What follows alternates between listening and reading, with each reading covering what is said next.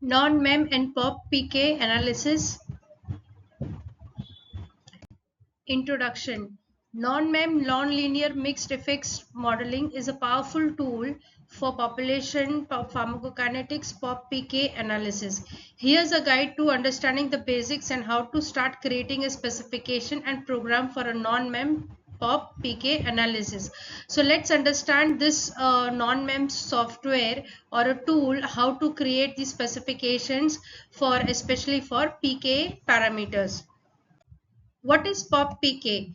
Population pharmacokinetics, that is PopPK studies, shows how a drug is processed in different individuals in a population.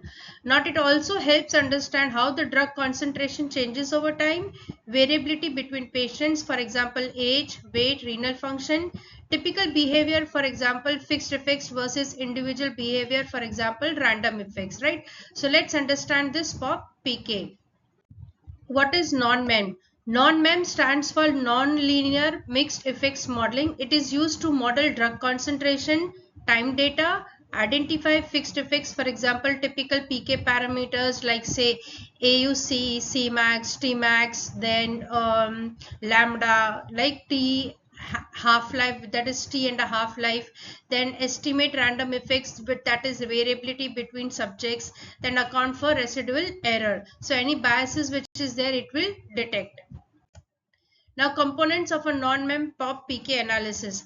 Now here first step is the data file CSV or TXT format, which includes ID, which is the unique primary key ID, then time, dependent variable which is dv, for example concentration, amt which is dose, evid which is the event id, mdv which is the missing dv, cmt is your compartment, and covariates, for example weight and age. So what are the components of a non-MEM PopPK analysis? Now here the step 2 is your control stream, which is model specification file. Now this dot control or modification file with sections like say problem, which is description, then input data variables, then data which is location, then PK model type, which is for one compartment or a non-compartment model analysis, then the PK parameter definitions which are there, then the residual variability model, then omega, theta, then sigma, parameter initial estimates, the estimation method, and the output definition, right? So these are the variables that are required in order to specify the PopPK analysis and enter in the model specification file. Now the components of the non-MEM PopPK analysis. Now the step 3 is the execution command.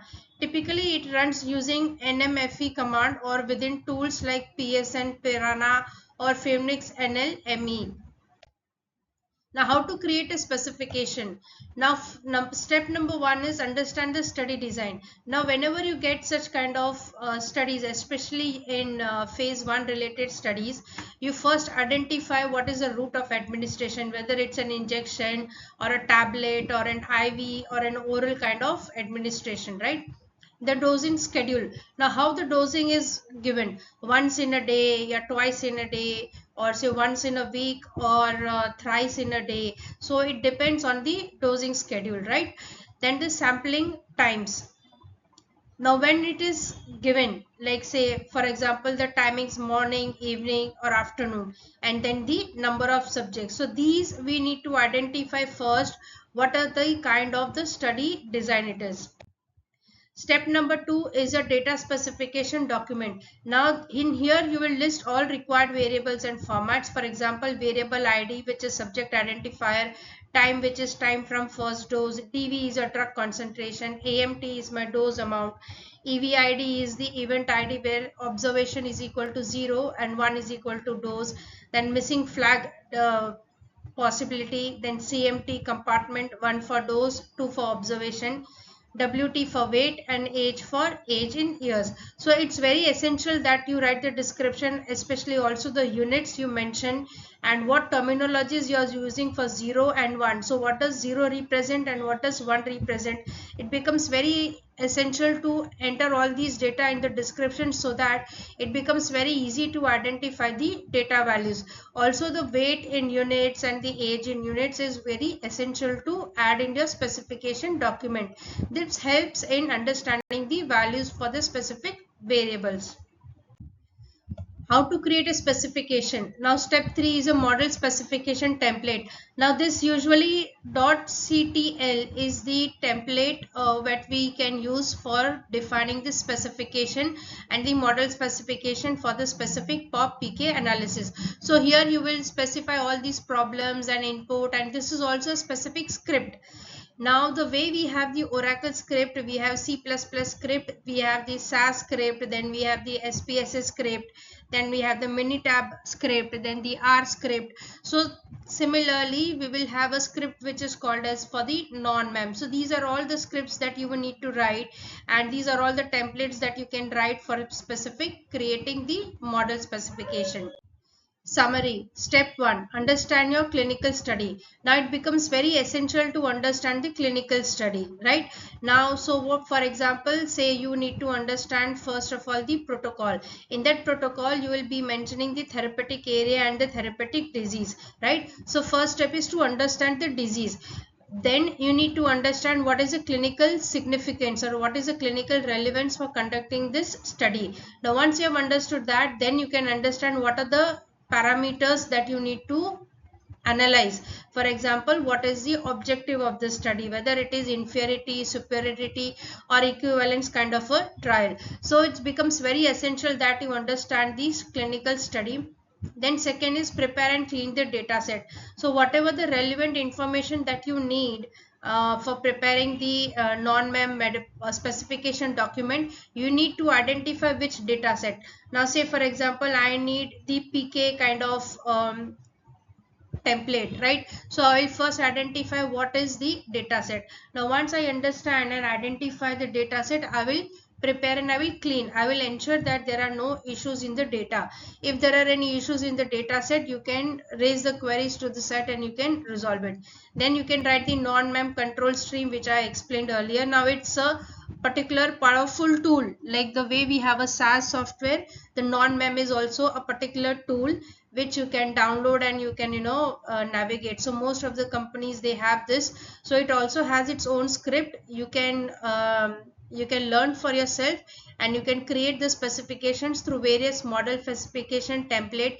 For example, for the non-compartmental analysis or one compartment, two compartments, so different type of compartmental models, you can create those specification.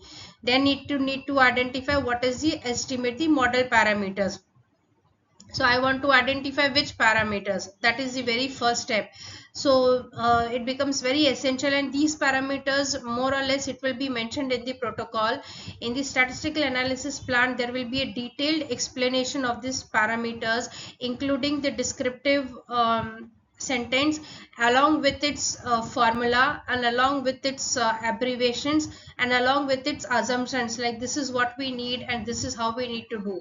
So all these things, it needs to be mentioned in the statistical analysis plan, so that any statistician or any new SAS programmer, once they read the statistical analysis plan, they will be easily able to write the formula and estimate the model parameters in either in the software, either in SAS, WinLolin, and they can do the programming easily.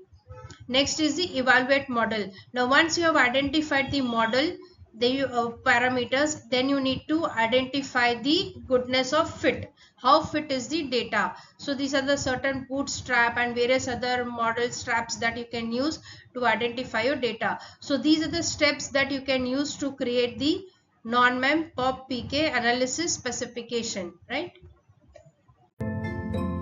Please like, share and subscribe. Leave a feedback comment mentioning any topic that you want me to make a video.